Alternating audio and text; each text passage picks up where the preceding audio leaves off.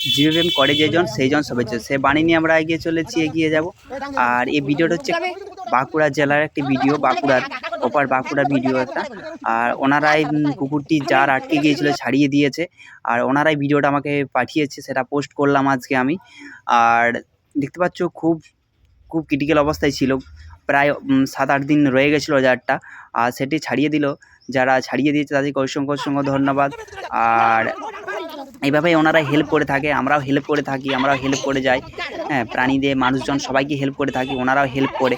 সত্যি এটা করেছে খুব খুব ক্রিটিক্যাল অবস্থায় ছিল, তারা করেছে খুব ভালো, এভাবে ওরা কাজ করে যায়।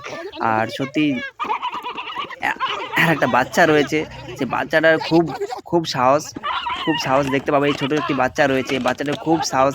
সে কুকুরের পিঠের উপর চাপিয়ে তার জারটি খুলে দেওয়ার খুব ব্যবস্থা করেছে। বাচ্চাটার জন্য খুব ভালো লাগছে, কারণ এতটা সাহস, যে একটা বাচ্চার এতটা সাহস, সেটা সত্যি আজ দেখে বুঝতে পারলাম।